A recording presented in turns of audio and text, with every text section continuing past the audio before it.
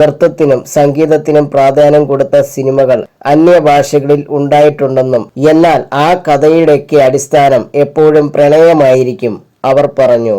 പക്ഷെ കുടുംബ പശ്ചാത്തലത്തിൽ ബന്ധുക്കളെക്കുറിച്ചും മറ്റും പറയുന്ന കഥകൾ നൃത്തത്തിനെയും സംഗീതത്തിനെയും പ്രയോജനപ്പെടുത്തിയ ഒരേ ഒരു സംവിധായകൻ സിബി മലയിൽ മാത്രമാണെന്നും ഉർവശി കൂട്ടിച്ചേർത്തു. സതയം, കിരീടം എന്നീ സിനിമകൾ ചെയ്ത സംവിധായകൻ തന്നെയാണോ ഹിസാനസ് അബ്ദുള്ളയും കമതദളവും ചെയ്തതെന്ന് വിശ്വസിക്കാൻ അന്യഭാഷയിൽ നിന്നുള്ള വ്യക്തിക്ക് ബുദ്ധിമുട്ടാകുമെന്നും നടി പറഞ്ഞു. തനിയാവർത്തനം. മൃദംഗമൊക്കെ വായിക്കുന്നവർക്ക് എപ്പോഴും കേൾക്കാവുന്ന വാക്കാണ് തനിയാവർത്തനം. അതുമായിട്ട് യാതൊരു ബന്ധവും ഈ കഥയ്ക്കുണ്ടെന്ന് നമ്മൾ ചിന്തിക്കില്ല.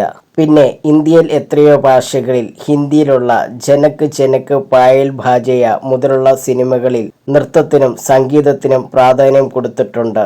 അത്തരത്തിൽ പ്രാധാന്യമുള്ള ചിത്രങ്ങളൊക്കെ അടിസ്ഥാനം എപ്പോഴും പ്രണയമായിരിക്കും.